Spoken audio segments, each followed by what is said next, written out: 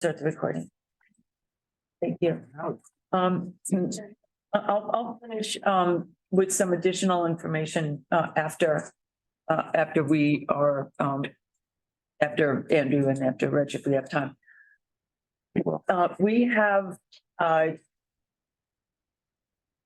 start date for a new associate director. We're thrilled. He will be starting next Thursday, and his first day he will jump right into the fire with the Long Island Railroad Commuter Council meeting, which is being held a week early. Today's a day early. Next the Long Island Railroad's a week early, so everybody's just. He's cut into the fire. Is it expected to be incendiary? Well, hopefully you never know. Hey, you never know. So we are looking forward to having him start. He's somebody with whom we've done a lot of work in the past. And has a lot of advocacy experience, a lot of transit and transportation experience, is a regular rider, has done a lot of work on housing as well. And as soon as we have all of his contact information and the like, then we'll share, all shall be revealed. So we're And then he'll know where he is as well. Yeah, then he will know where he is. We, as you know, the budget deal was finalized. We are awaiting some additional information on some of the details, since I think everybody's waiting some additional information on some of the details.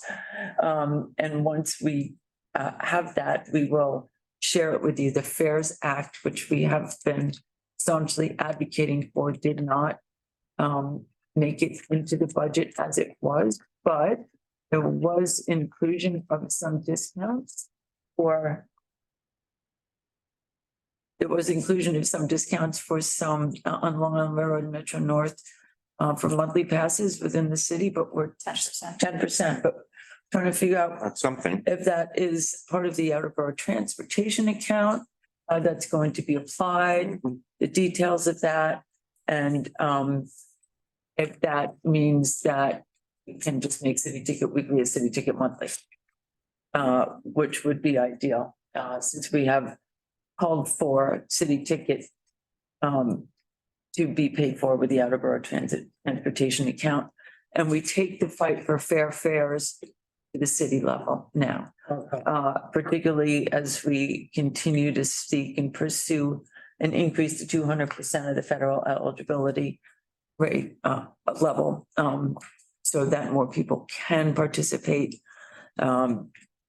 Indeed. That city ticket, we're hopeful that there will be both a weekly and a monthly option. Right. Well, we'll take anything so that there can be transfers Yep. between the system and. But making people lay out the money for monthly is a little more expensive, and not everybody could afford it. So Agree. Yeah, a weekly is ideal. Monthly is better than nothing, as we say. So we are pursuing those conversations. Yeah. As we are also continuing to pursue conversations about senior disabled Medicare eligible discounts in the morning peak. So even though that didn't make it into the budget, ain't over till it's over, and it ain't over. So those are, policy and they're MTA budget relevant, but and city budget relevant, but they don't necessarily need to be in the state budget to be activated. So we will continue to fill you in and continue to update you on those actions, activities, and what we will ask of you as we proceed. We thank Marisol for her help in getting the Bronx Borough president to send a letter to leadership in Albany in support of the FAIRS Act. The Queensborough president sent a letter to Albany in support of the FAIRS Act as well. Now maybe we can transfer that to city leadership as well, to get that done in the city's budget, since it's such a critical importance. The mayor's releasing his budget, I think now. So we'll learn more about what his priorities are and what he believes his spending ability is. And, of course, then the hearings begin and the city council moves forward.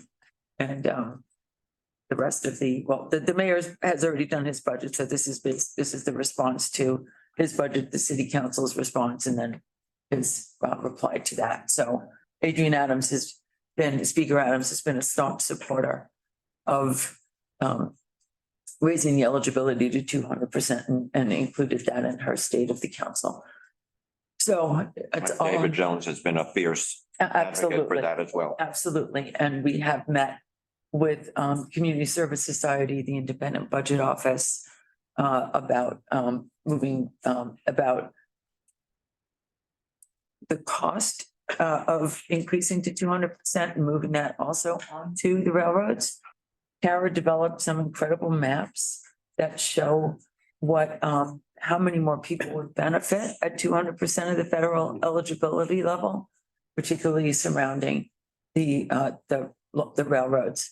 And we had an assertive campaign to share those at the state level. And so now our efforts continue at the city level.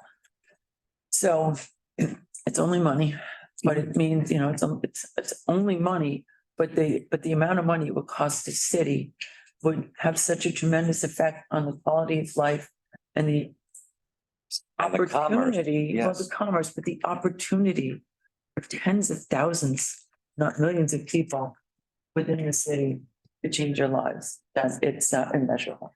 Plus, if you have a weekly or a monthly city ticket and your train, commuter rail, subway and bus are all paid for, you won't drive. And if you also can apply fair fares to your city, to your city pass, we'll call it, then that is just an even greater benefit. Everybody to even more wins. people. So with this city of yes, is there any way to account for all of this in their city of yes plan? Well, you think so, right? If you can, if there's language that you see that we can help to insert into our language, that would be really helpful. Only because I know that there's a lot of city of yes initiatives going out. They did economic development, they're doing housing, they're doing so many different. Yes, and there's an opportunity to leverage. Yeah. There a dollar value associated with City of Yes and categorize each type of thing that they would like to support? I think what they've done so far is talk about opportunities through each of these initiatives and what, I don't know what the numbers are off the top of my head, but they're going before the city council and I know they're coming to the borough boards for different votes. So I'm just wondering if there's a way to leverage some of that. Do you have any idea when that vote is scheduled for at the borough boards? So they're doing city of. Yes. No, Did economic they opportunity. did economic opportunities. The others are coming for us anyway, it's gonna probably be May, June, right?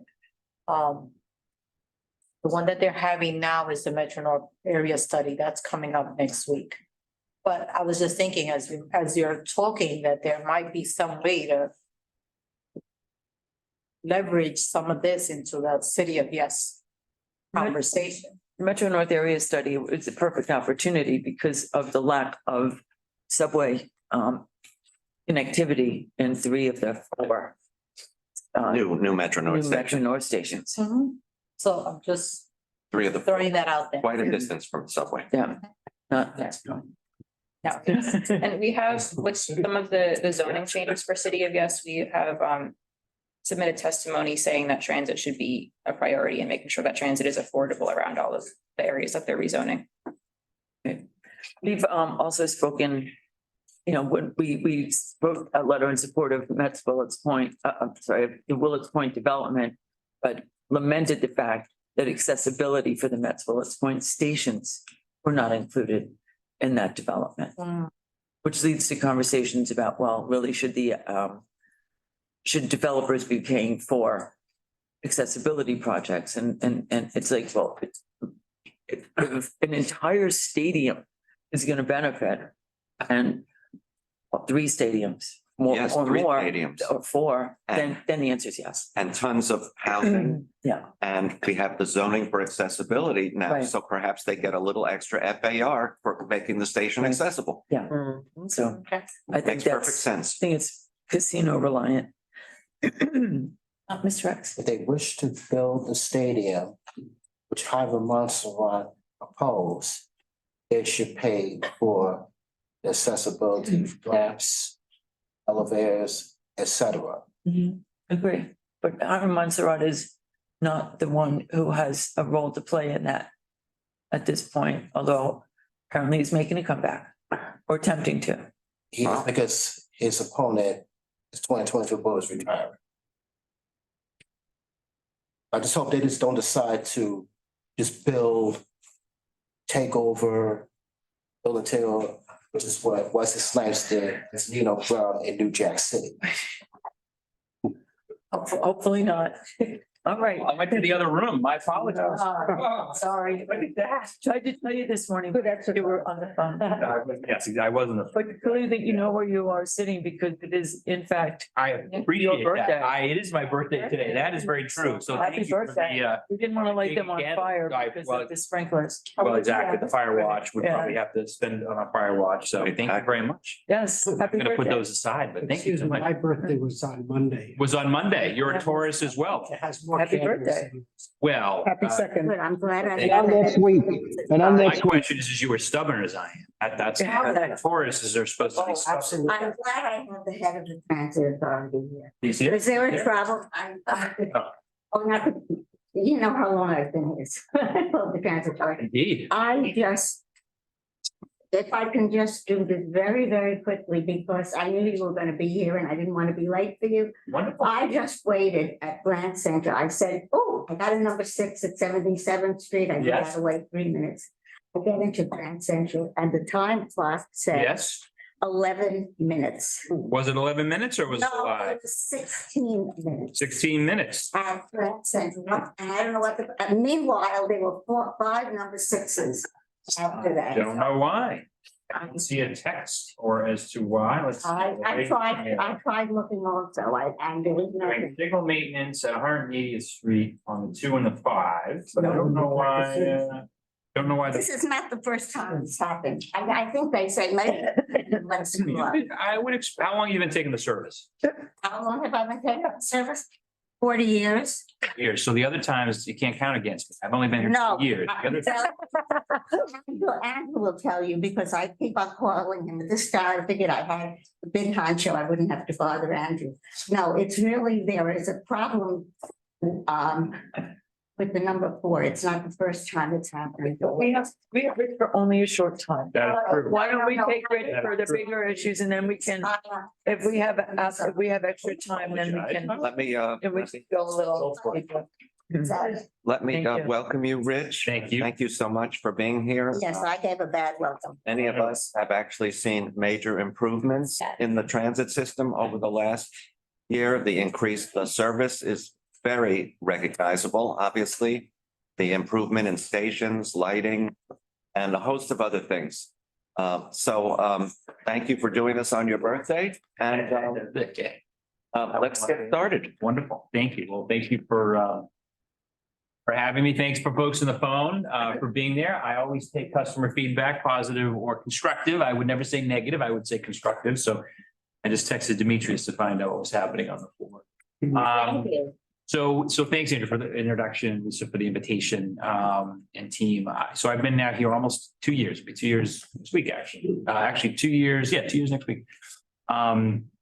I checked, there are pictures of all the presidents on the wall upstairs on 30, and they're all in black and white, except for the current president in color. So I check every morning to see if mine is still in color. You never know.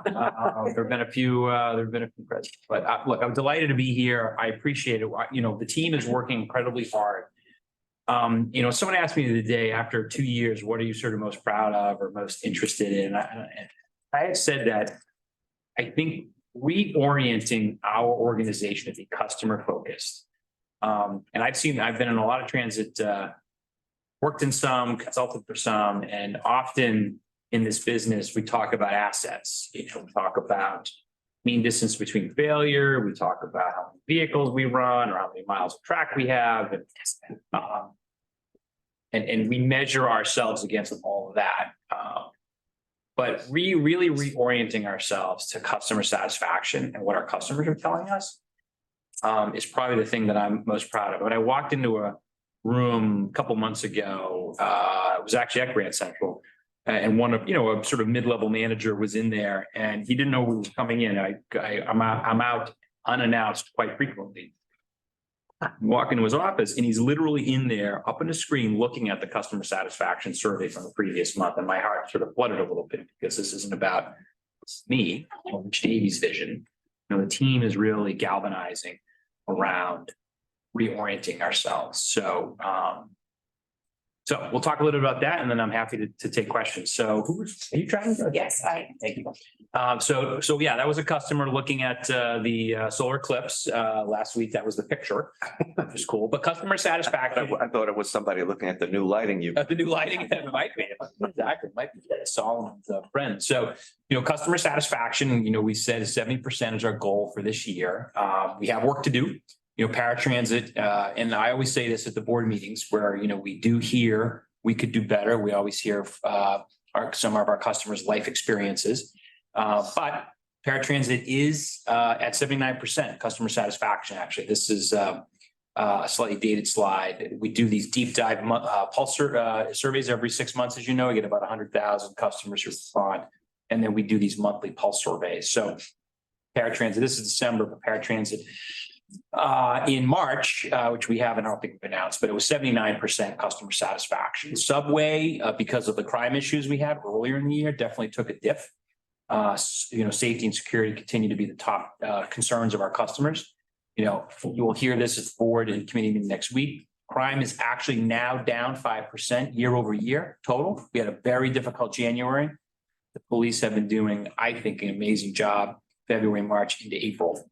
And so year over year, crime is now down 5.5%, I think, which means, March, we were down like 30% year over year. So a lot of progress is being made there.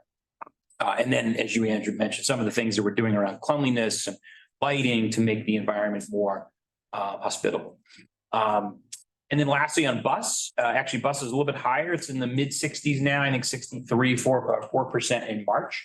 And, again, what we hear from our customers there, it's all about slow buses, wait times, bunching, et cetera.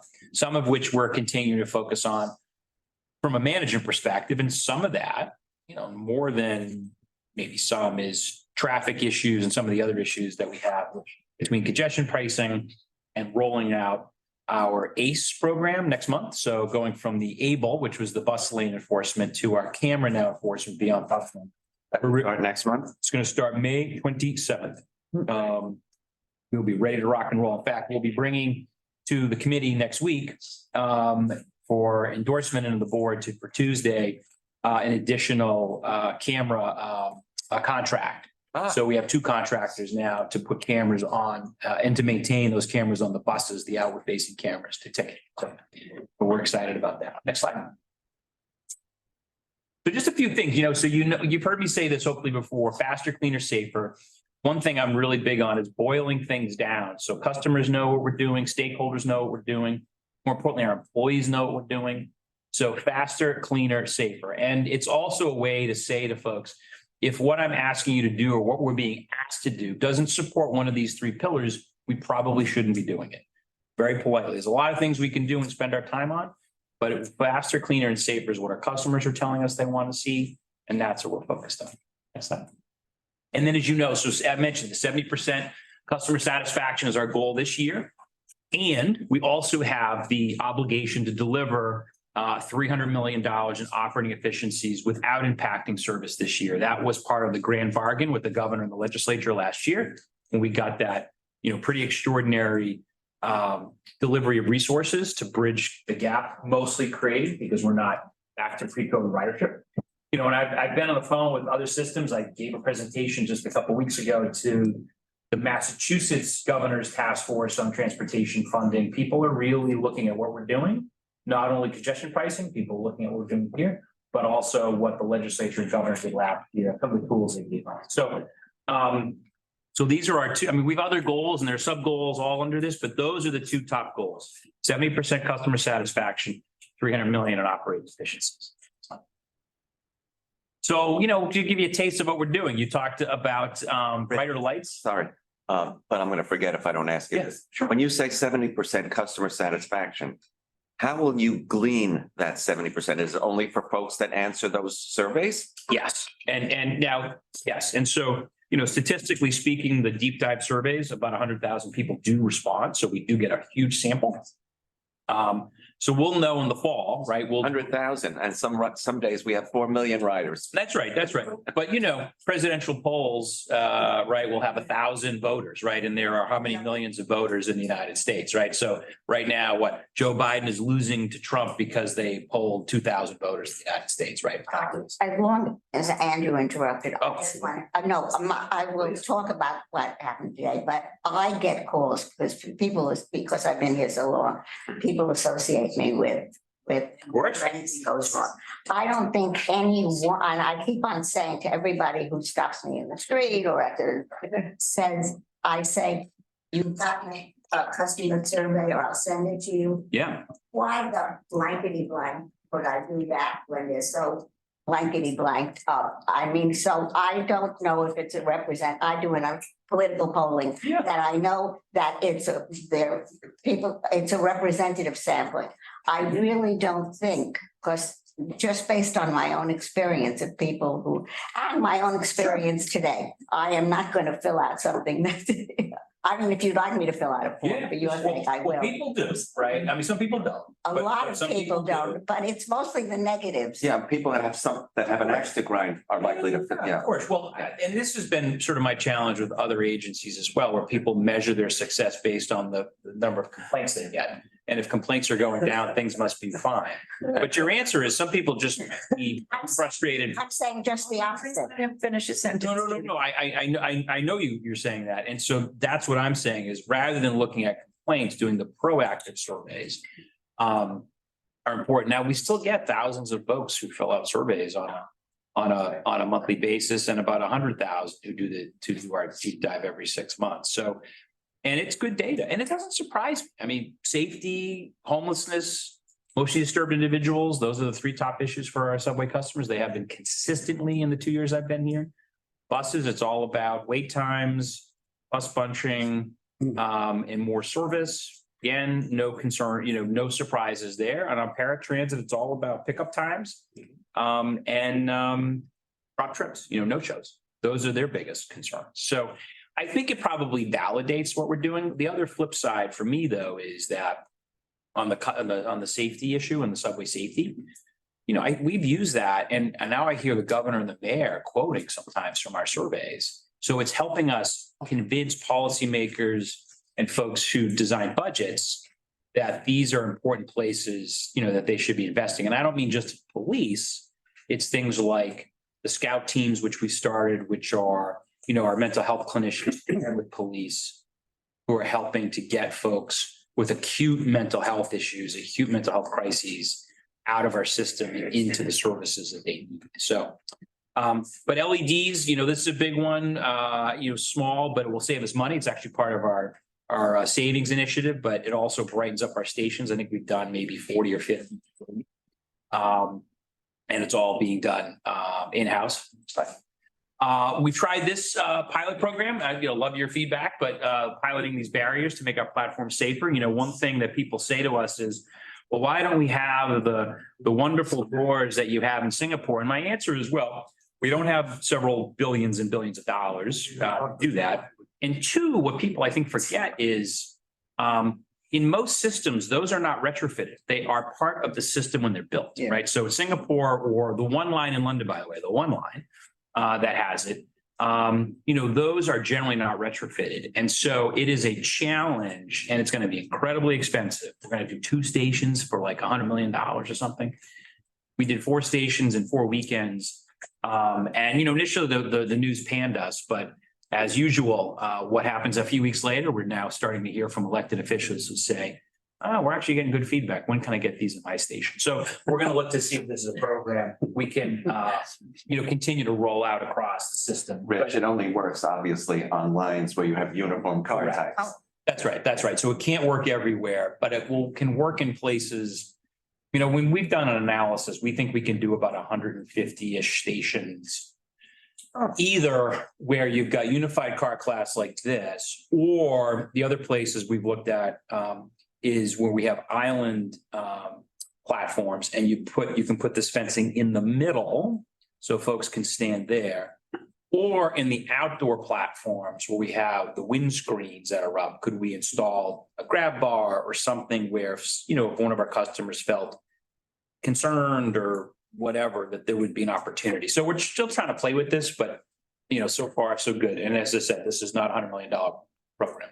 I wish that Chris were here because. Chris Pangolian? Chris. He's on the Oh, thing, Christopher Gray. but let's let Rich. Yeah. Mhm. Yep. The next slide, yeah. So a couple weeks ago, we celebrated the 1-year anniversary of our customer service agents coming out of the booth. And so what have we learned? That our customers are more satisfied when they have interactions with folks face to face as opposed to behind those glass windows with the microphones that sound like, Charlie Brown's head. And so our customer satisfaction has also gone up. Feel safer when they see our, uniformed personnel and the yellow vests out on the platform in the mezzanines. And our accommodations have gone up tremendously. So this is the opposite of those complaints we get. We've had a 600% increase in customer commendations of our people as well. All 2,300 of our station agents have gone through customer service training. Some hadn't had training in years. They all have a MTA phone now. So if they can report things to us, they can call the police if they need to. We can also communicate with them with email, for example. So for example, to tell them, an Omni machine is coming to your station, or we have a specific new program coming out, because I think a lot of our people felt like they weren't informed, and that's on management. So, Rich, I'm retired, so I'm not riding as much as I used to, because I started in 1947 on the subway system, going to school. thank you. So it's 60-something years of riding and stuff. But the question is, are these agents on every platform now or on selected platforms? So they're not on every platform. They're in every station, right? And so where you typically see them is near the mezzanine around the booth. For two reasons. One is they tend to give out a lot of directions or help at the MetroCard or now Omni machines. And two, they're not 100% out of the booth. Sometimes they have to be in the booth, fill out reports, take phone calls. There's a lunch relief that happens. So the lunch relief, if they come and relieve someone who gets to go to lunch for half an hour, that person will usually stay in the booth just for continuity. But you will see them, they should be now walking at least once during their tour at the station. So occasionally you might see a yellow vest that's not in the sort of fare paid mezzanine area. They may be walking the station to see if they, issues with graffiti, cleanliness, homeless person, then we have a platform they can report that stuff to. So. All right, does Yeah. that include those stations that do not have booths as well? So I think so there are there are a few stations that don't have booths. The answer is no. These are station agents that are, that were assigned to a booth. I mean, they're technically still assigned to a booth, but now the expectation is they're outside of that booth in most of their interactions. So, Again, I don't know if it's just the Upper East Side and my station, because everything that you've been saying is what station are you? 77. 77. Okay. Okay, there were booths on both sides. Yep. I usually go downtown more than uptown. And the booth was removed. Yep. And I have not seen a station agent, and I ride a lot lately because of But my there's health. still one booth over at 77. But you can't get, there's uptown and downtown are separated. Mhm. You have to go out in the street and up and down and everything. Right. So all I'm saying is downtown. Yep. I'm going downtown. There is no booth, and actually there was lately I've gotten friendly with the guy who cleans the station, but he does it. And How's the cleanliness of the station? Good? Is he good? better. No, he's good. Thank God we finally got something good there.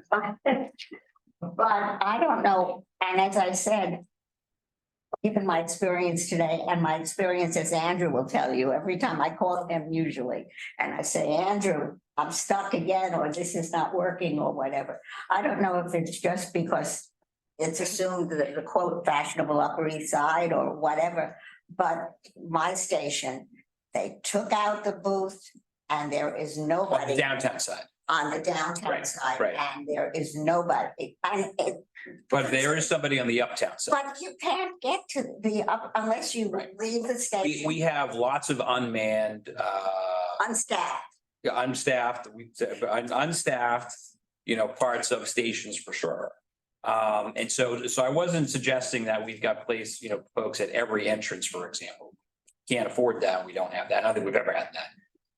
But every station, or just about every station, has at least one booth where a station agent would be located. But being on the, and there are other stations like mine, and I've sort of checked it out. I wanted to see if they, again, because I'm there. What's your question? Bowling Green is, Yeah, but uptown and downtown, you can't, they're two separate stations. they're not two separate stations, but they're two separate parts of the station. I agree with that. But it would be a massive, make a long story short, it would be a massive increase in, we spend $300 million a year on station agents. What you're suggesting is to get to both sides of a station would be doubling that. We don't have. No, I'm not suggesting anything. I'm just giving you a fact that to say that where there's no booth, there's a station agent. I didn't say that. No, I didn't say Well, that. that's what I heard you. No, I didn't say that. What I said was, for most of the places, Okay. most of the stations, where there is a person in the booth, their role is now outside of the booth, but we don't have folks that are, and then what we asked them to do is to walk the station from time to time, but principally speaking, their role is to be in and around that staffed area, and to be present for customers, to, answer questions. And I think it's much appreciated, actually. Yeah. And of course, the help points are everywhere too. So if someone is in need or has a question, that doesn't have a cell phone or isn't looking at our outdoors, screens, for example, where we put out lots of information, they can press a help point to get some information. So let's see. Okay. I know you probably want to ask more questions, so I'll be quick. So new train cars you've seen, no doubt, very popular, both the open gangway and the R211s. I think we have 2 open gangways are in service now, and I think we have 11 of the standard new R211s out as well. So that's going well. Next slide. I'll just keep going real quick. So paratransit, as I mentioned, we're 80% customer satisfaction. We've actually had an increase in ridership. We are now averaging about 37,000 customers a day, Tuesday, Wednesday, and Thursday, the highest ever, not pre-COVID, post-COVID, the highest ever. We've reduced the on-time performance from 30 minutes to 20 minutes. Reservation talk time is down. We've really made a lot of strides thanks to Chris Tangalinen, although he's taking on his role for us, but he and the paratransit team have really worked hard. Greening our excessive ride fleet. We just had a press conference last week. So we purchased 15 new accessorized vehicles, which are battery electric vans. And we'll be testing those out in the coming weeks. And the goal will be to convert our entire fleet, it's about 1,000 vehicles, to zero emission, but likely battery in the coming years. I talked about this ACE enforcement, excited about this. So in May, we are rolling out. So not only bus lane enforcement, which we're able to do, but now in the new legislation, we'll be able to ticket cars that are in bus stops, cars that are double parked. Hallelujah. That's great. And cars that are parked in bike lanes, interestingly enough. And trucks. Yeah, so cars and trucks. So anyone illegally parked in bus lanes, bus stops, double parked, or parked in bus lanes. You are correct. It's both trucks and, some city vehicles will be exempt. That is the city's call, not ours. But by and large, most of these vehicles will be receiving a ticket. And as you can see, it makes improvements, right? So It's an additional 5%, even more on top of the bus lane and busway gains we get. We reduced our collisions by 20%, and we only have about an 8% recidivism rate. So once a New Yorker gets a ticket, they usually learn their lesson and they don't do it again. Which is Is there any way of dealing with bicycles who use bus lanes like they own the world? You know, I mean, they use obviously street lanes, but now it's been my experience again. And from others, call it everything that I'm talking about me, Understood. they Yeah. call I mean, the is, challenge is, there's no way to identify the bicycles, right? There's no license plate, there's no authority, so we can't ticket someone because we don't know who they are. yeah, right. And I don't know if the police have authority to, I mean, they may, but in terms of our cameras, there's nothing on that one we can do. There No, is I've spoken- legislation pending to. Yeah, there is legislation and there's also legislation pending. I'm actually less concerned about the bikes. I mean, I take the M42 on a frequent basis. The pedicabs are actually a big issue along 42nd Street on our bus. And by the way, so are pedestrians, just people randomly walking by the bus lane, but here and there.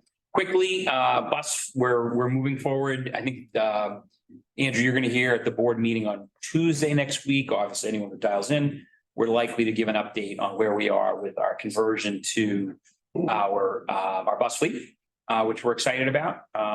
So converting to net zero emissions by 2040. So that's still on track. And then last month on the 18th of March, it's actually National Transit Employee Appreciation Day, something that MTA hasn't in the past done a lot with, but this year we really did a ton. And so we were out, the entire management team, Jano, all the way around across the system. I think I visited 12 different locations, hit most of the staff. I started at Quill Bus Depot at like 5:30 in the morning, and I finished at the revenue facility that night. So just, really, and I recorded an announcement in the subway system to ask our customers to thank our employees. It was a big hit. We'll do it again. And we shadow people on the job. So, Demetrius and Q out doing some QA, QC. Me, I was sort of conducting, not really. They didn't let me press any buttons. And I could see Frank in a car fixing windshield. It took them a while, but no. So getting the bus ready for service. Preparing for congestion pricing. Has anyone not heard of congestion pricing? So you obviously know all the details about that. But what we're doing at Transit is preparing, right? So preparing for service. We're adding more subway service in July. That was something the legislature funded last year. We've been rolling that out. We're also looking at potentially adding some more bus service as well, particularly some express buses. That was funded this year, right? It was funded this year. Yep. Do you know where it's going to go yet? I do. I don't think we've announced it yet, but we do. Announce it now. Mostly express buses, I think, because that's where we have some capacity. We're also going to spend. Eyes light up. Yes, express buses. And then we're also going to be investing some of those dollars into maintaining the fleet. We have some buses that we're supposed to be retiring. I mean, this is actually a challenge. We can continue to hire bus operators, but what we have a constraint on now is we're starting to run up on the number of buses we to run more service. So subway's a little easier to run more service, but buses, it's gonna get a little more challenging. You can't get subway cars, but No, you can't, but we can do more nights, weekends, midday isn't car. with the present car fleet. Yes, we can do that for sure. And we are, hence why we've added service. And then, of course, the CBTC rolls out, we'll be able to run, more precise service as well from a capacity perspective. So we're preparing for, we'll see, June, July. I don't know exactly, we're not sure exactly what the date is. Obviously, the legal cases continue. I think there were as at least one congressman out front today complaining about Congress. perhaps, well, he's a congressman from New Jersey. I'm sure he took the train or not, but we're preparing to launch. So that was a quick round of the world of sort of what we're up to, but customer satisfaction continues to be our top priority for all of our customers. So leave it to the managers of the meeting to Hold on, wait, first, Members first. Andrew, Marisol, Aaron, you haven't said anything. All right, Chris. I will say one thing that I've heard. Can I say, Hold on, you spoke already. Marisol hasn't really, Karen hasn't said anything. We'll get to the non-members after. Cicely, I don't know if you want to say anything. Andrew? Yeah, so something I've witnessed and heard from folks who know I'm involved in all of this is that they see police officers, but the police officers are not actually watching what's going on. They're either on their phones, they're talking to each other, they're not at the fare gates, but they're mid-platform, which is fine if they were moving around. Mid-platform should be also watched, but have you heard this from others? And is there a way that transit can tell?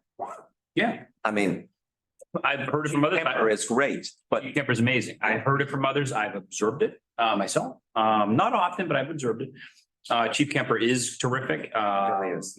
So, I didn't have a chance to really work with Chief Wilcox or the chiefs before. But no, Chief Kemper is terrific. We give him any kind of feedback, positive or constructive, and he takes it and he acts on it. I would say in particular, the transit police, right? So the dedicated part of the transit police, know the system, kind of know what they should be doing. I think sometimes the overtime police from some of the precincts, that's where we have to, provide a little more guidance. Kemper told us, I see Jose Martinez is on, I don't know if this is news or not, but Kemper and his team ran out of summonses a few weeks ago because they were giving out so many summonses.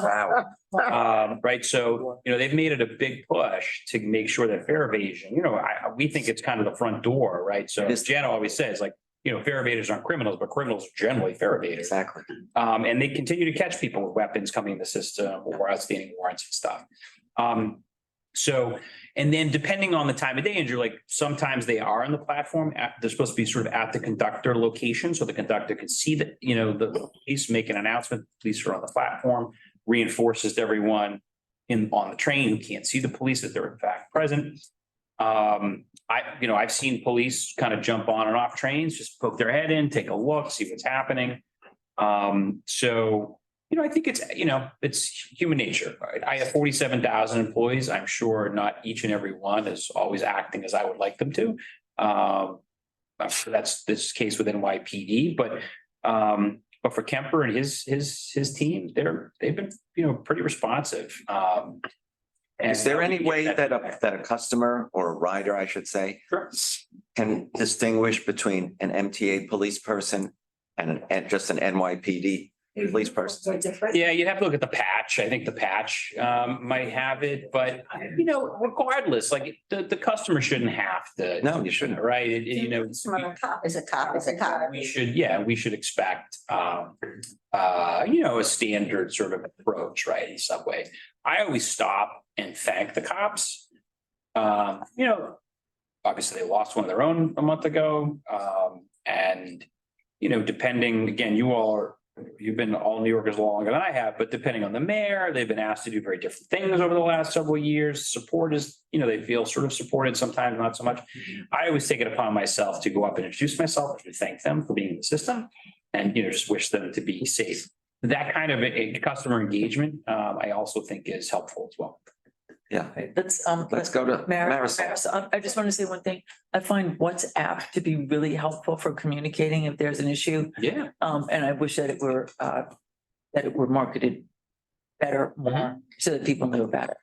Yeah, we have an internal Slack channel, by the way. So there are 4,000 MTA and New York City Transit employees on Slack. So that's how I report the issues I see. Now, I'm sure my issues are probably addressed a little more quickly than the average customer, but it's another app. So it's an internal app. And so, most of our employees actually obviously use the system every day. So if they see something that's dirty, graffiti, someone outstretched in a train. But WhatsApp is a public communication. It's a communication tool. WhatsApp is like a text message. It goes to our rail control center or on subway at least. Publicize that? Not really. That's internal. That's internal. No, but There are other- WhatsApp is WhatsApp. external. Yeah. And that's more external. Go ahead, Marisol. So first, thank you for everything that transit is doing to try to make the riders safer. I just wanted to know what your thoughts were on the discontinuance of the free buses. Yeah.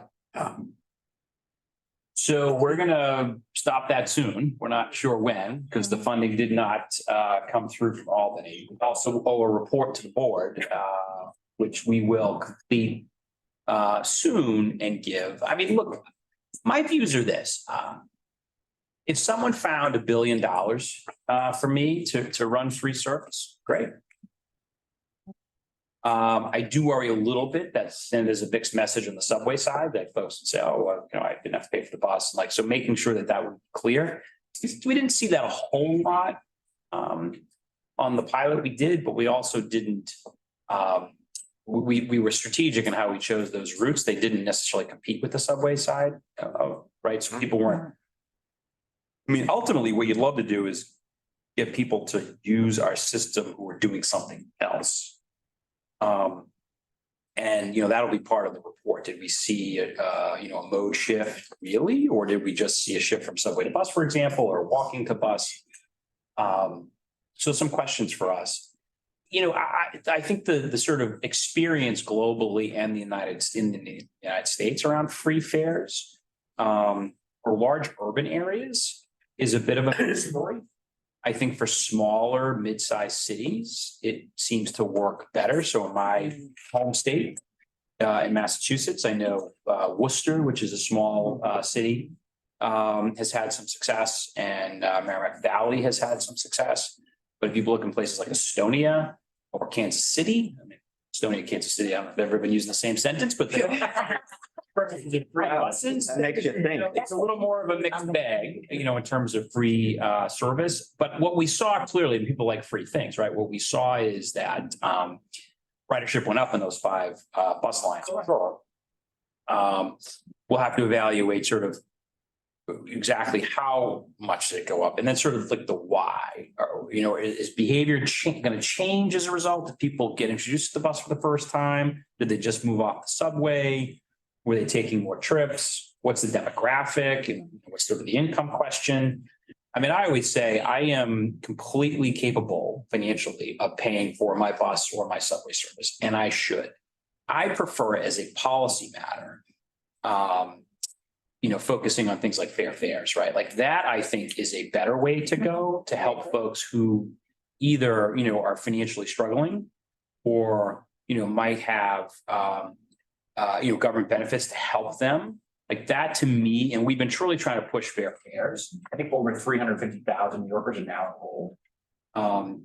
And we want to continue there. So I think that to me is sort of the sweet spot, is perhaps focusing more on folks who, have those financial challenges and economic challenges, and seeing if we can get them discounted or, deeply discounted rides. I absolutely agree. And unless that free bus was the only trip you were taking, you weren't transferring to anything, you end up having to pay for something. I would imagine those are more trips rather than additional folks. I mean, I know obviously the rubber arrows, we have the city ticket, like there are other things I think we can look at from an equity perspective as opposed to, a certain number of free bus routes. Because I don't think we're, at the end of the day, I don't think anyone's going to find $1 billion, $2 billion to run free buses across the city. So can I suggest that please. for those, I don't know how you would track them anyway, but for those that may have been using that bus route that may be financially challenged, maybe that would be the target. For fair fares to push that out. To push that out. No, it's a good suggestion. I think we did, but I will double check. Yeah, I think that was one of the conditions of the free, was But to I'll mention fair fares.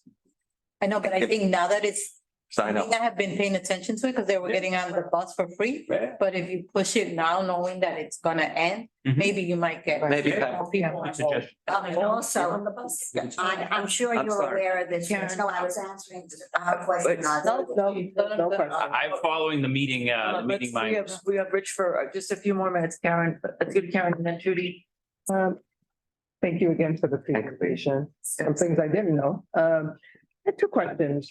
So one is about the realigning of bus stops in relation to the crosstown transfers.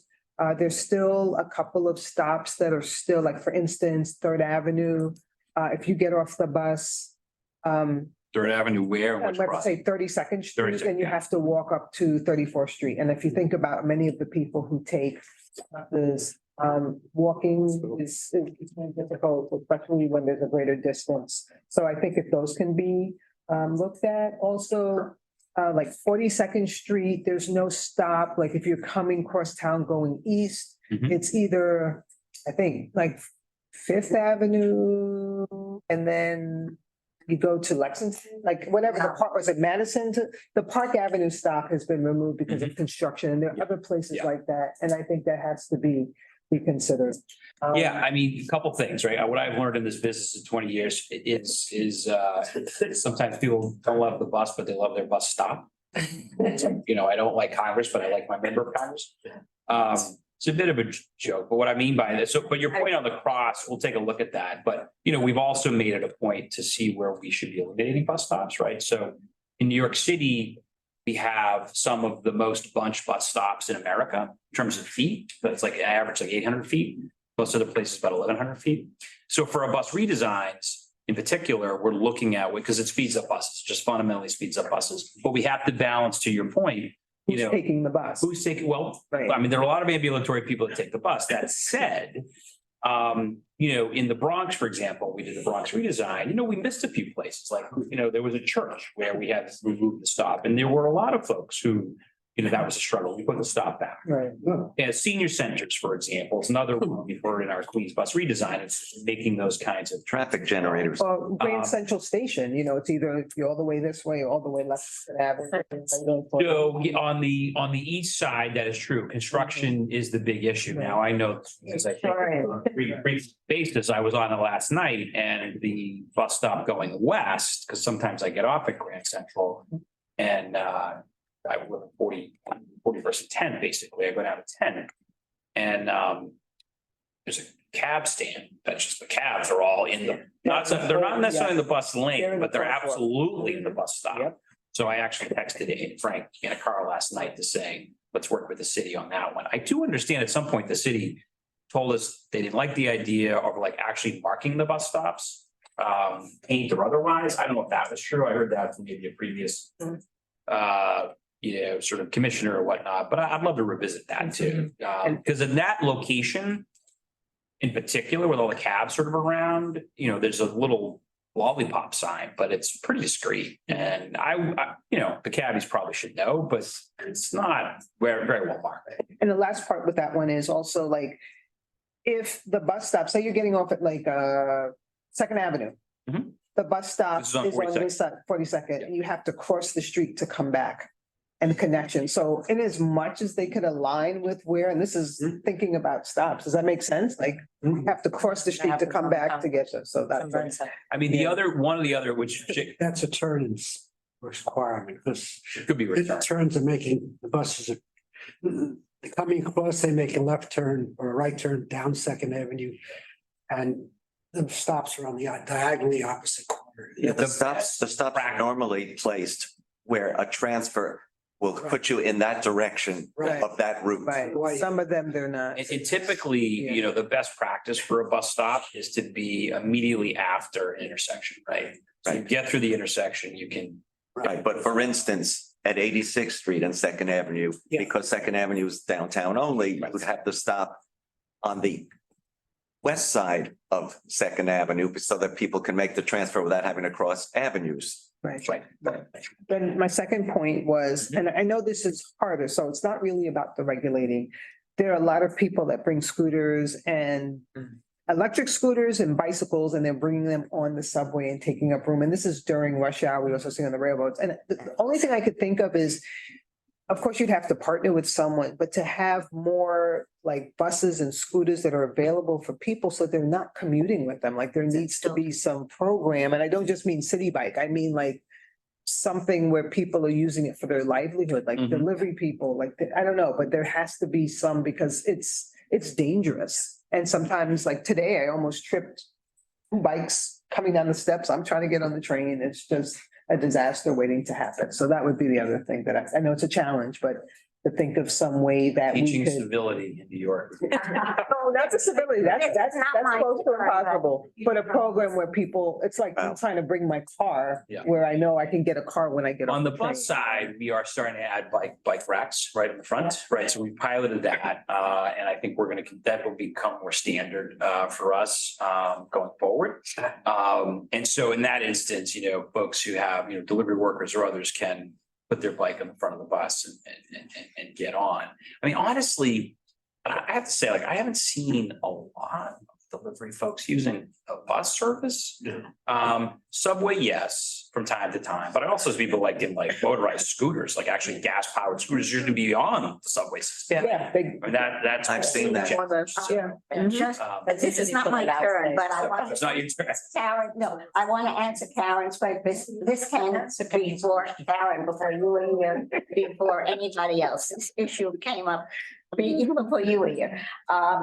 Andrew was here and Bert was here, and that is it. But this issue of having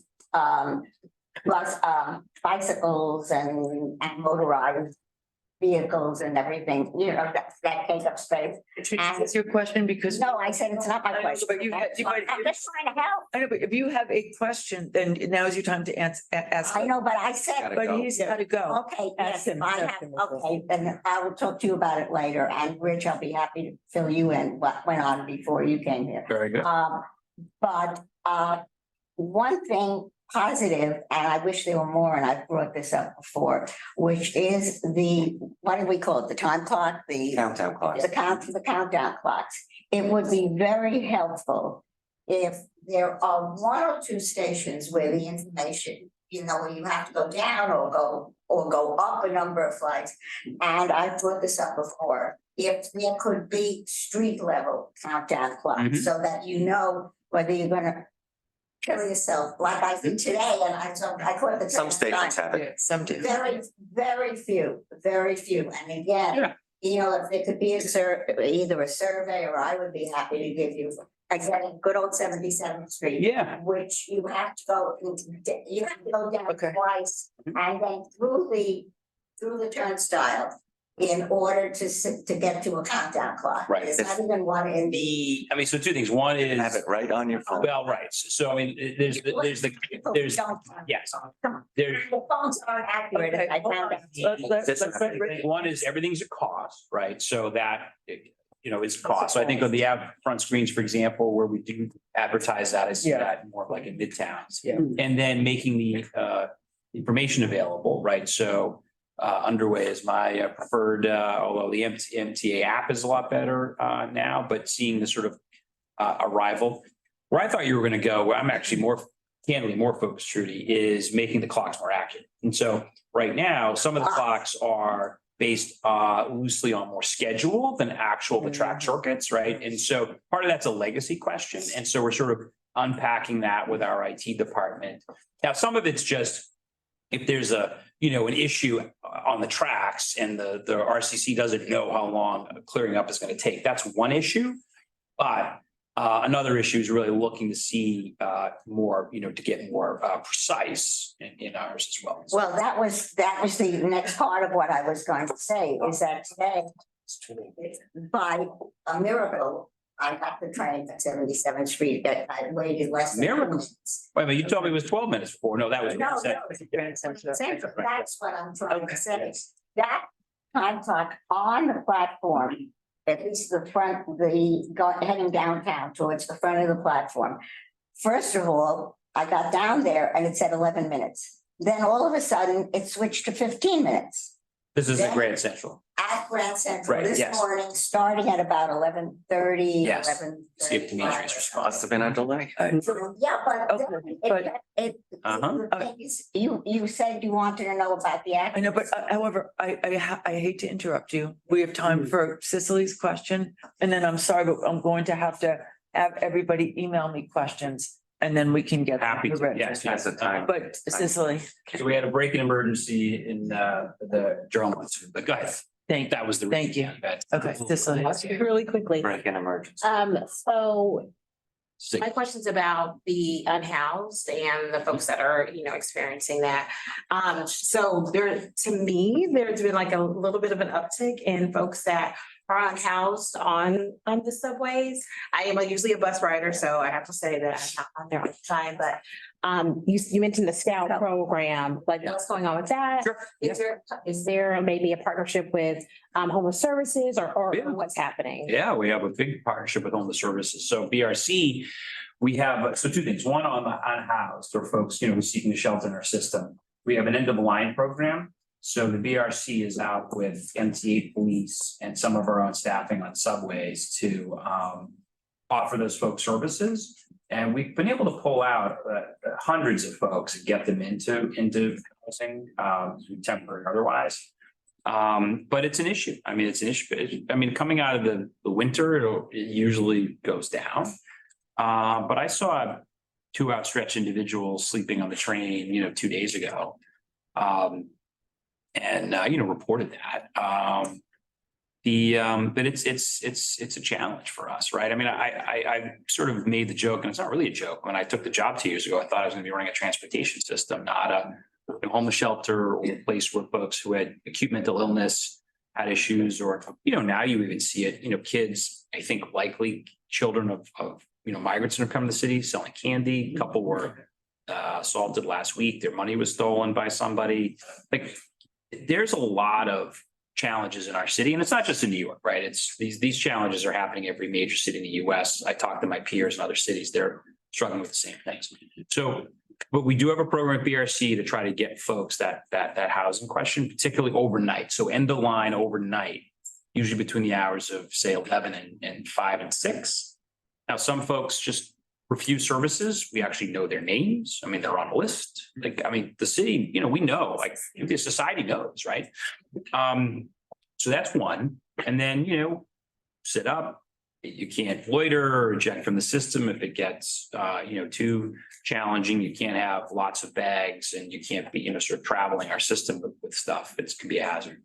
So that's sort of one. On the scout team, so what we piloted quietly last fall was 2 teams in Manhattan, one upper Manhattan, one lower Manhattan. I don't know the exact delineation, but suffice to say, we had 1 team in each sort of location, and it was MTA police with a clinician, mental health clinician. City provided the clinician, and obviously we provided the MTA police. So what would happen is, the clinician, the police would, get a report or observe someone, and I don't know the exact language from mental health and hygiene law perspective, but it's basically someone who is, exhibiting clear signs that they are, a danger to themselves or others, or unable to sort of, care for themselves in basic functions, right? They're sick, they're completely disoriented, they're acting out, they're having a psychosis, psychotic incident. That's actually the #1 issue for our subway customers. I mean, I see, you've all seen it. And my hypothesis is, 95% of these folks are not violent, but you don't know. Right? And so you have to assume they all are for your own personal protection, right? I do it. You get on a train, you do a risk assessment. I see people, get on a train, look at me, look around. Okay, is there anybody got to be concerned or worried about? No. Okay, great. I can zone back into my newspaper or my book or my crossword puzzle or, whatever I'm watching on TikTok. We all do a risk assessment. And so I think, when you see someone like that, you just don't know. And it's disconcerting. But what's also, just tragic is for a lot of these folks, they have no idea. They need, they're not on the right medication. They haven't had the right services. And so the scout team has had several dozen, more than that now, successful interventions where they've been able to get someone into services, in many instances, involuntary. And before, what would happen frequently is what people would say, people would be treated and treated. The cops would pick them up, they bring them to Bellevue. They might be there for a few hours, maybe a day or two at best, out, back, and then back into our system. Today, they're seeing far more successful stories where folks are either getting the services they need and they're able to accept them, or if they're in such a mental crisis where they're not able to accept them, they're involuntarily put into a situation. And then, if they require medication or they require treatment, they have some time, weeks, months. And, the governor also stood up some beds. That has worked. And I think it's been so successful. The governor in her budget put in for another 18. So now we're going to scale it across the 4 boroughs. I don't think Staten Island, because that hasn't really been an issue on Staten Island, but the other 4 boroughs. The beauty of the Scout program is they follow up to see, Correct.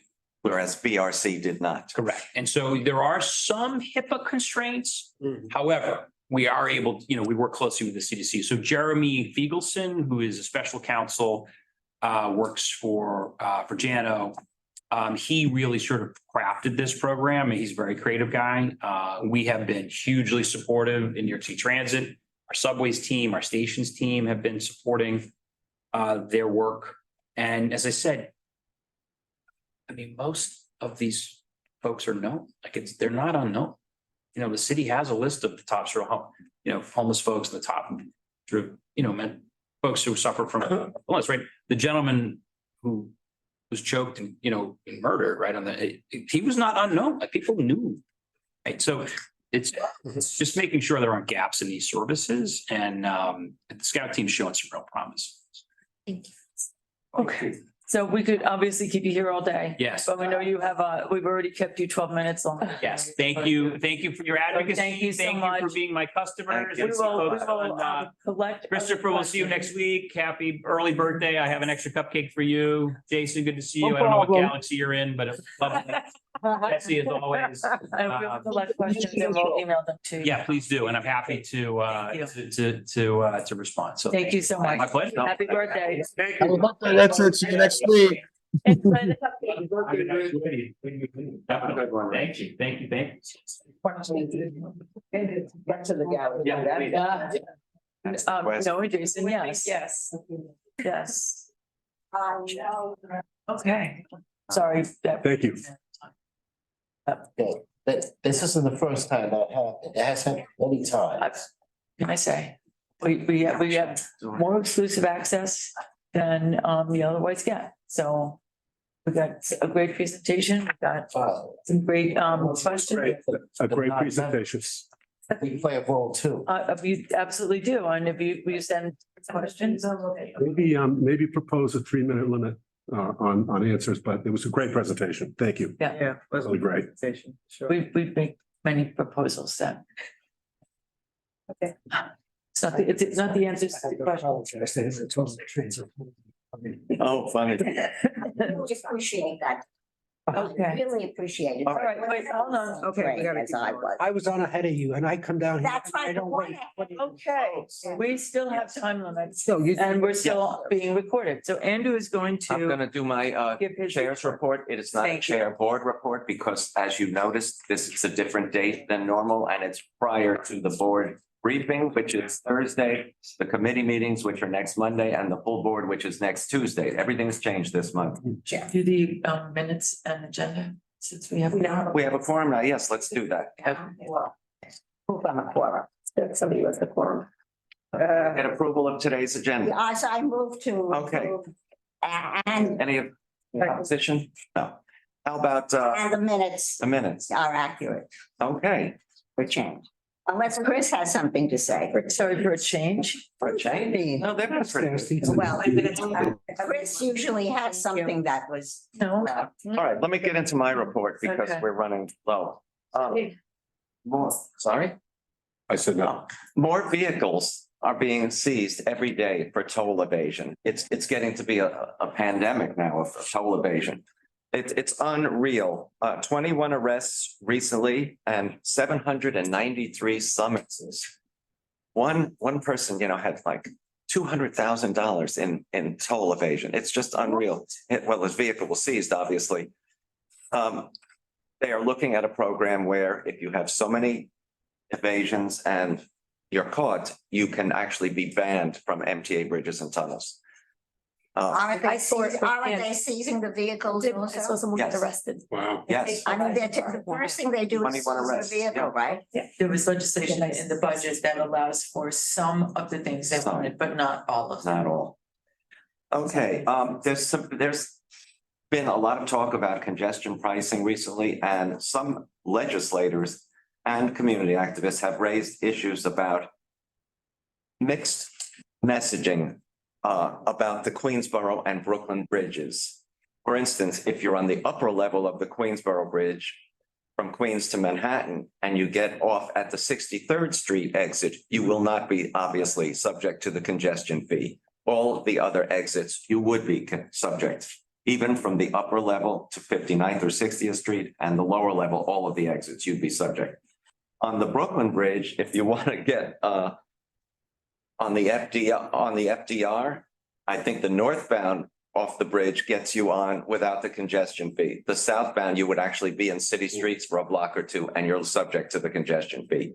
And so some folks are saying if and when this happens, hopefully when, you've got to have really clear messaging.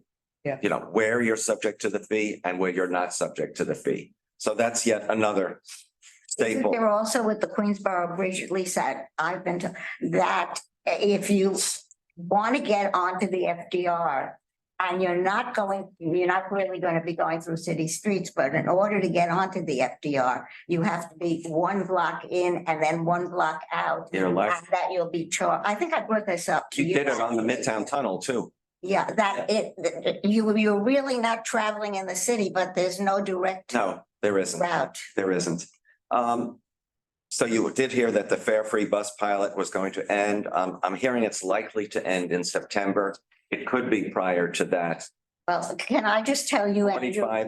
can I just tell you, since you're bringing up these different things that I know about this. This was as much about a quote unquote political, and because of the person who first proposed it and his relationships, I'm not going to mention any names, with other members of the Assembly and the Senate and people in the governor's office, that there was no way that that was going to be continued after or expanded or anything. No, I know exactly who you're talking about. Quote unquote, it was a quote unquote political Yep. issue as much as anything. But Jana was also on record as saying, So I think you know. What are you saying, Jana? I said, I really don't want to know.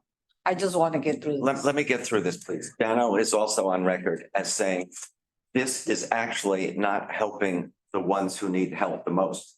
The fair fares is the way to go. And he's really a big supporter of that. And hopefully we're going to get that. Especially on what you mentioned to Rich Davy about having MTA employees give out fair fare applications at the stops that were formerly on the free bus stops. That would be, or in those neighborhoods, I think that would be a good first step. I think I thought they were doing that, but it didn't sound like Rich was aware of that. They're doing it. Manhattan bound service has resumed at the 111th and 82nd Street stations on the number 7 line after months and months of structural work. Very much needed structural work. So that's great news for number 7 riders. Flushing bound closures at those stations will begin May 6th, and then they will. it'd be really nice when express service returns on the 7th. Well, It's supposed to be June. and you know, the J line at Woodhaven Boulevard and Elders Lane is also undergoing a lot of these same construction related things. They're needed, but they are inconvenient, no doubt about it. They do give you instructions on all of the MTA and third-party apps on how to get around those, but 86th Street, Uptown 1 service is suspended for at least 5 weeks now, as they do structural. After that, in June, southbound 86th Street will be closed at Broadway. 50th Street also. 50th Street has been closed for Yeah. quite a while. Yeah, that should be pretty getting close What's the to structure? structural on the 7 line. On the Broadway line On the wall. Oh, they're doing all kinds of station reconstruction and everything. and the station. Yes, usually, When yeah, you say on the structure- platforms, on the walls, and the ceilings. I mean, But the trains are still running through the station. they're running through the stations They're not slowly stopping now. because people are working on those platforms, but and there's announcements, really good announcements, and all of the strip maps and everything show you that they're not stopping there. A new Sienna poll has shown only, this is after the public hearings on congestion pricing, this was a little bit of, not a surprise, but a shock. 63% of New Yorkers, or 64 oppose, and 33% approve supposedly in that area. Suburbanites, it's a higher opposition than city residents. 72%. I'd be interested. I have not seen the actual congestion zone approval versus disapproval. I haven't seen that. No, it's Andrew, just because I've seen it actually, and it is the concept as it's been presented to the public, and his talking about polls. This was really a representative sampling. They didn't do it, Right. you know, do you drive, do you, Right. or whatever, but, and it's really, and the newest lawsuits are brought not by people from New Jersey, as Rich was saying, or whatever, but people who live in the Oh, yeah. city, especially downtown. Lower Manhattan, Lower East Side. Lower West Side, East Side, Greenwich Village, and those people. But this is the time right before implementation when it's what they call it, the Valley of Doom for Yeah, yeah. congestion price. But Lisa, these polls and these figures that Andrew just gave and that have been given to me are used as a reason to not implement Oh, I know, but congestion it's- pricing it's the law, on so- in July or what's the latest date? July No, 1st? mid-June. Mid-June is the hope for date. Right, yeah. Let me also say that in the governor's approved budget, $52 million has gone for continued work on the Interborough Express. So that project is moving. There is a lot of controversy over whether it should go underground in Middle Village or it should use streets. If it went underground, it would be going under an old cemetery. Yeah. There are a lot of issues with that, but they're saying that it will be likely more delayed if it goes into the streets. So that issue is not yet resolved. There's also freight service to New York and Atlantic, and they may get more frequent freight trains. We don't know that, especially if the Cross Harbor shuttle boat, because they're not going to build a tunnel if that gets approved. So we don't know. But that's the news that I have. There's money for Second Avenue subway and crosstown.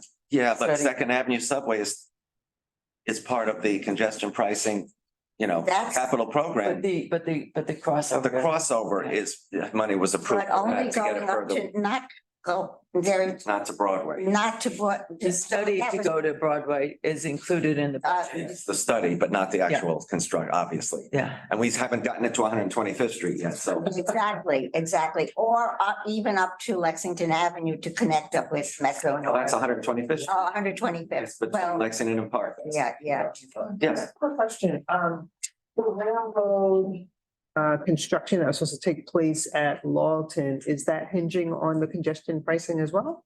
that, we had an update on that. Oh, okay. I don't think, Because they set up staging like months That ago was and it's in- just been sitting there. That's underway. yeah, no, that's not subject to the congestion pricing hold. Oh, okay. No, that's, St. Albans is in pre-construction work. The other Queen stations are next, Auburndale, Laurelton, and Locust Map.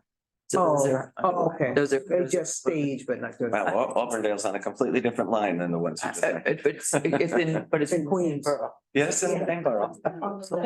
It is, Mr. Evans. So. Motion to, West. In the boroughs. All right, okay. I don't know how they plan to build this. In the meantime, can they run buses between my borough, Queens, and Brooklyn without entering this one? Be it a Florissant, Trinesboro, and Whitestone Bridges? Okay, give an example, to 31st Street, via the one train. If you're trying to start Boulevard, what do you have to do? You have to take the one train to 42nd Street, then transfer the N train. Why can't they run a bus between the two stations? All they have to do is stop on 231st Street at Broadway, sharing the same bus, the bus stop is other buses, travel east on 231st Street, south of Bel Air, west on 230th Street, south of the Deacon Expressway to the Tribal Bridge, exit on by White Avenue, which follows 25th Avenue, make a stop at Star Boulevard Station, and it continue to White Airport. It can also go down to BQE to other stations that are fully accessible. Like those two, why can't they do that? You actually don't have to do all of those things you just said to get from where you said to where you said. You can simply take the one train to 125th Street and take the M60 right over to Astoria Boulevard. That's what I said, eliminating this borough without entering this borough. Yeah, no, I get it. So how do I don't think they're gonna do a tri-borough bus service. I think it would be incredibly slow. The advantage of the IBX is it's on its own right of way. What I'm saying is, they didn't finish building Interborough Express yet. So in the meantime, they could run a bus between 231st Street and Astoria Boulevard stations via the travel road to the D Expressway. That's where they can travel between Queens and Marlboro without entering this one. which they didn't want to do. I don't know that there's that much traffic from 231st Street to Astoria Boulevard, to be quite honest. They'd have to do studies. HOV lanes. So they, oh, no, different kind of traffic. You mean, demand. Demand, yes, So demand.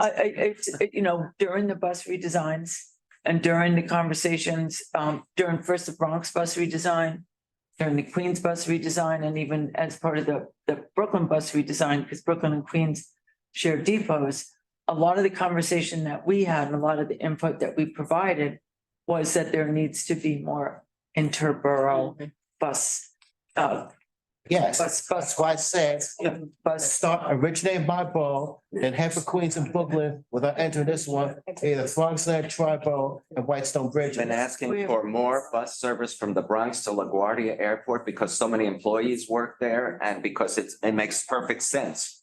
And we got some. And we were told that maybe that during the Queens redesign that we may see more, Okay, but I'm just saying that they could have done this. but they didn't. Okay. So all we can do is continue to They ask didn't. for it.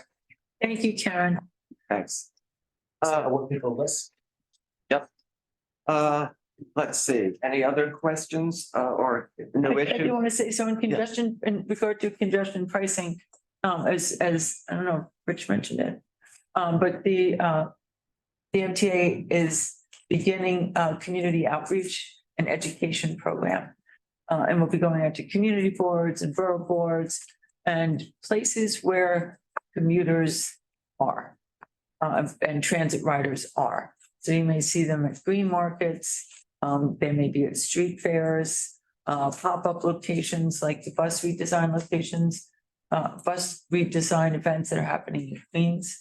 And they will, you know, be the TCAC staff and the Coalition of Advocates with whom we work, you know, encouraging a lot of messaging because there is so much miscommunication. My Uber driver the other day had no idea that congestion pricing was happening. But Where's he been for the last 6 months? he had Long Island. Who are working these people who are going out? It's MTA, But what's the part with MTA? government and community And relations. are they in conjunction with DOT, with Janos and his people, or? Adonis, Yeah, they, I don't think they. because he's got some people going out also. They might want to talk to each I'm sure other. they do talk to each other Okay, but and they designed the program together. they did design the program together, so that They We were were, at DOT's Clark V Earth Day the other day, so there's some coordination. there's, I would suggest there be more, because one of the confusions, again, I seem to get this because people associate me with the FDA and congestion and Sam Schwartz and even Sam who's been on a lot of, unfortunately, I have to watch a lot of television because when I'm flat on my back, there's not, so I get all this in, but that there is a lot of confusion is what congestion pricing is for. Yep. Because as the MTA talks Tremendous more confusion. about that it's going to help, you know, finance and money from the capital programs and everything, as opposed to it being something to, and especially now, Earth Day and Earth Week and all of that, that it's supposed to be for the, you know, to clean the air and have less traffic and everything. And I can't be a one person, you that's, know. no, that's what we've been, you know, that's Well- something that we've been talking about, not just with the MTA. The MTA has said that is that's part of the messaging. We've encouraged for a year, 2 years to talk about different specific projects. No, but Lisa, what I'm saying is there We're are saying the two same separate thing. messages going out. No. No, they're- It's- Well, that's what the It's- public I is know what you're getting receiving. at. I'm encountering it as well. People say, how can you have congestion pricing with all this fare evasion? I say to them, you're confusing the issue. One is the operating budget, the other is the. But the message that is They going don't, out to the public And because I watch so many news programs and everything else, I understand where they are getting confusion because there are two different messages going out. Well, no, that's the message that the news chooses to deliver. That is not necessarily that the information that's being delivered to the news. Without naming names of people being interviewed, people who are in a position. Okay, we get it. Yeah, They're giving two different messages. or those are the sound bites that are being shown. No, when I, okay, fine. Look, I love the MTA. I've been doing this for 40. I get it, but years of my Judy, life. Judy, And what I'm saying is, I'm not trying to, well, maybe you want to get the message back that the public is receiving two different, not sound bites, not one or two sentences. The but- MTA can't control which news station. No, I am talking about the MTA should be controlling the messengers. Different people at the MTA Are giving connected with conflicting- the okay. MTA or with the board or whatever are sending out different messages. Okay. Okay, that's what I'm talking about, not how it's reported. It's on the line, so I'm sure she'll take it back. Can I just add to that? Given that there's also this lawsuit from Jersey, that may also have to be explained as well. Mhm. Because if we're saying that the money is going towards X, Y, and Z, and now all of a sudden there's money to give to New Jersey, that's gonna have to be something Well- that has to be, Oh, you, that's something that has to be reconciled with. The MTA has said all along that environmentally affected communities would get some remediation, whether it's like the Cross Bronx Expressway is going to be getting and new greenery planted and these sort of things. They have not, aside from the South Bronx and the Mid Bronx, they have not said anything else. But they have led you to believe that if there is another community that is environmentally impacted by congestion pricing, they could expect some But I think remediation. From in the when you do beginning- The messaging, I think that's just something that has to be clarified because again, the people that are. I understand that New It's- Jersey wants a piece of the From- action. I From the get it. No, but beginning, hold on, I'm sorry, Judy, hold on, Judy. From the beginning, the MTA said, if there are communities that need mitigation measures, there will be funding for it, including the Bronx, including New Jersey. Okay. But Jano spoke specifically about New Jersey and mitigation. And at the Cranes breakfast last week, and that was like the big news of the day. Because it was the first time people had heard him say New Jersey will be getting money, so it seems like there's a deal. It seems, it had been mentioned, but it had been Part of the mentioned settlement. talks. months. It had been mentioned months. No, but months earlier. that goes back to the messaging, right? Yeah, Because if people are hearing Jersey and they're like, oh, well, that was never part of the conversation, or maybe a smaller piece of it, maybe they weren't thinking about it, but it's just something that. Yeah. People have to just keep in mind because New Yorkers are the way they are, especially when. Yes, I have to say, and I've said this before. If you're traveling from New Jersey and you are going to Long Island or the Bronx or Connecticut or somewhere, you would be using the GW Bridge anyway. Nobody would be going across Midtown Manhattan to make that journey. So I don't know where this additional traffic over the GW Bridge is coming from. If you're going to Brooklyn or Long Island, maybe you use the Verrazano. You wouldn't have been going across Midtown Manhattan. I just don't get that. But, I would love to know what your origin and destination were, if all of a sudden you're going to take the GW Bridge instead of the Lincoln Tunnel, for instance. Right. Where was that? Unless it was to the upper west side, maybe, and Stadium. well, you would have taken the bridge anyway. Yeah, of course. Yes, Mr. X. Okay, we kind of need some different announcements as Trudy mentioned. Okay, so basically what you said was some MT employees make one announcement, other MT employees make the same announcement. Oh, to me, that sounds like the Survivor Series, Teams of Five trying to survive. That's what it sounds like to me. It sounds like the dudes with asses are the four horsemen. If they're working for the same company, they should all make the same announcement. I don't think she was talking about announcements. She was talking about speaking about congestion. But I'm saying, if have. Messaging. rather than- Messaging. Okay, well, okay, but I'm saying, have them words of making, like saying, they tell this story, and then have it telling another. Yeah. To me, that's something that the Jews will add. American Act 1990, all sons minutes, both reminds me of the Survivor series, Teams of Five trying to survive. I Also get it. reminds me of Dub Story versus the New World Order, the hostile takeover, Yes. and WO. I've also, and I'm gonna be telling the MTA next week. If we get congestion pricing and we do these amazing improvements that are being talked about, they need messaging at stations and throughout the system saying, this improvement was brought to you by congestion pricing. They have to see that they're getting something for that. Mhm. They have to. They're very important. Yes. Anything else?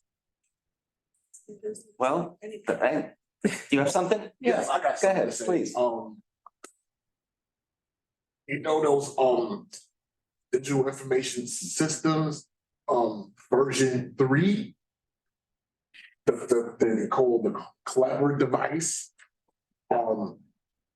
Every time I ride those buses with that type is completely malfunction. Is that the new, the buses that you've written to us before about them? Yes, but I see you photos of version 2, but the version 2 are more smarter than the version 3. Usually. So the update didn't work. And I say to myself, what is version A? Is the one that I used to see on the You've gotten communication about this already, Lisa? But not about version 3. Right. version, You can look into that. version 2 are more, it's a winner than the version 3. Version 3 sucks. All right. We'll look into it. Good. Like, Clever devices. yes. For example, that Lisa Depot. All the way up to 692. Be installed. With version 2. They probably won't go back to version 2 if they're up to version 3. Yeah, I can't imagine that. Version 3 is very malfunctional. Like go on Q70 SPS. And Q53 SPS also. What's wrong with them? They not navigating. They always said, welcome aboard. No matter what the bus, while the bus is moving, it's supposed to navigate to every stop. Okay, Wow. all right. We'll look into it. Yeah, I'm glad I wrote the, Different problem. Yeah. I'm glad I saw the version 2 inside of when I was on the M60 SBS. 5461 and 5462. At least they function, at least they are very functional. I love it that way. I hope more of those will be installed. I mean, I just found out they already installed at 2 depots, Mother Hale and Flatbush. By this whole field, Kingsbridge and Bill Kingsbridge and Gun Hill. These there installed too. Probably get into it. Okay, we'll look into that. Thank you. Now, there is, I don't know if you call it old business or whatever, but, and this is what I wanted to bring up, well, the Rich when he was talking about bus stops. It's the same thing, Second Avenue between 87 and 86, heading downtown, Second Avenue heads downtown. The 15 and the 15 SBS. There is a stop closer to 87 that is marked M15 bus, Regular bus. regular. Yeah. There, the The one plus closest to closer, 86 is the SBS. SBS. Yeah. It is, I now know because when I can walk, I'll go back and forth, and because I have bus time and everything, I can usually gauge it. But it drives people Yes, crazy. I've experienced it myself.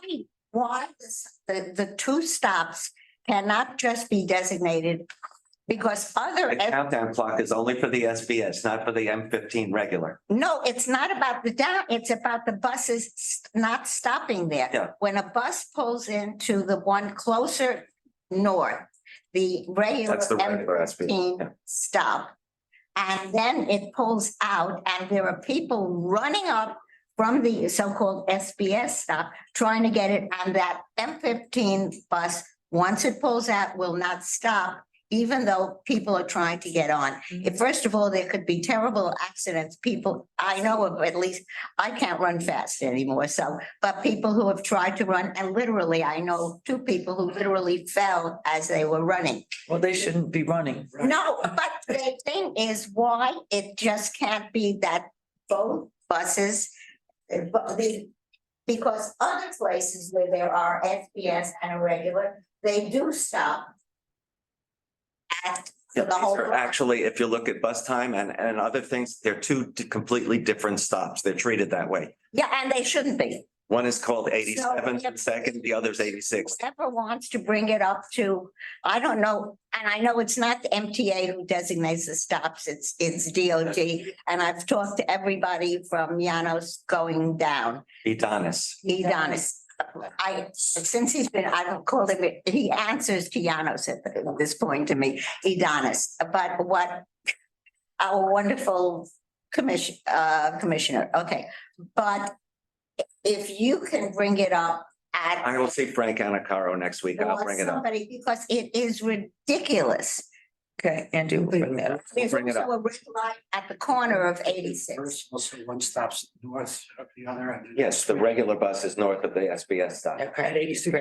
Yeah, it's Yeah. closer to 87th Yeah, actually. but not at 68. Yeah, but not exactly. At 68, you can get on either one. No, but you can get on both, but the buses will pull in. It's Yep. ridiculous. Is there any other new business, old business? So this is old business, I guess. I'd like it to be in the minutes also, so that It will it's. Thank you. If you're done, Trudy, whole business, well, I started. Which, well, you see the project. Hold on, I can't hear you. with the Hold on. phone. Sorry. Okay, Okay, a now, while back, I stated I wish to be appointed as a PCC volunteer. And recently I contacted the powers that be. I've heard from them, so I decided to recontact them. Later this month, I come in sometime in March, I decided to contact on a monthly basis, see what's up, because this committee, this council has 15 slots. Not all 15 are filled. Who did you contact? Powers that be, let's put it that way. Okay, well, it needs to be, But there's no way I can follow up with anybody if you just say the powers that be. okay, I don't have a copy of your request, so I can't follow up. And I don't know that you made that application. okay, So it's not helpful to just say that. Yeah, you need to please send that to me and tell me who you sent it to. Thank you. Oh, my man, because the youngest member is younger than me. So I don't know what that means. Among the members in this council, the youngest member is younger than me. Okay, So if he can get appointed. to do with that. there's no, No, I'm just saying that if he, my philosophy is, if he can get appointed, so can I. it's not about that. It's Not about what a- vacancy is. And if as somebody, you have to apply, President, or you have to be appointed by someone. And you have. recommended by somebody, and then appointments process. It has to be. If there's a vacancy that you know of, if it's a borough president appointee or a mayoral appointee or well, it used to be. Public advocate. Public advocate You have to go now. through one of Yeah, them. because They have to recommend you. when this was started, it was called city council president. That decision. oh, that's showing age. And then you send it, and then you send a copy to me so that I can follow up with that. Okay, thank you. Thank you all, and Did you skip new business? No. I said old business, new business. Okay, well, okay, we're going new business. what do you, Had a Veterans Fair card earlier this month. It was supposed to start within the last 2 or 3 days. You guys can start with 3 fare boxes and the money I added on it was removed. So now to go downstairs, that lousy CSO and get a temporary metric card.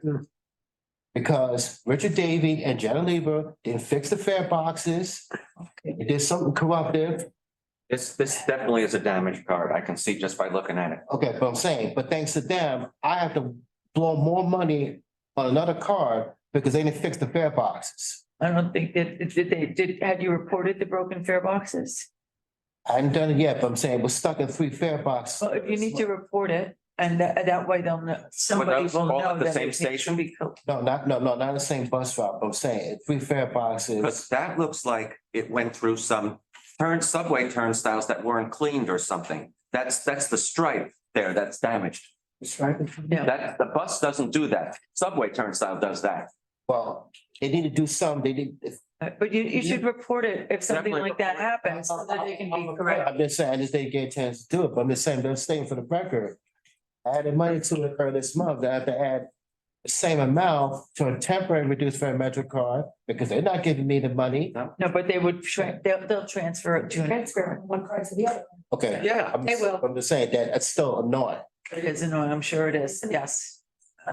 Absolutely. If you, I mean, this is a little late for that, but if you see that your card has been damaged, if you make a note of the number of the bank turnstiles that was damaged in, they will definitely give you a refund, because then they'll know and they'll inspect it and bingo, it'll be fixed. You can verify. That's one of the reasons they're going to Omni, having to pay people to clean the turnstiles. Yeah. These have a fixed life, whereas the tap is Right. much longer lasting. For sure. No friction, no nothing. Also, we got a new business, North Section 8th Avenue, or the entry gate by the north wing, inactive, Which 3 one? days ago. Say that again? 40 Section 8th Avenue Station by the north wing or the entry gate inactive. Spoke to Mel Copper about that. The north end of 42nd and 8th? But by the by bus terminal north wing, Okay. Was that the date of the, was that the date of the incident? no, but I'm saying that was just another incident. In addition to the other 3 that I mentioned, saying there's no excuse for this. Richard, Jano, as long as they're here, need to get it together. And stop portraying Jack Klugman and Tony Randall. Okay, all right. Okay, I think we've reached the end of our meeting. Thank you all. Thank you. It's online. Yes,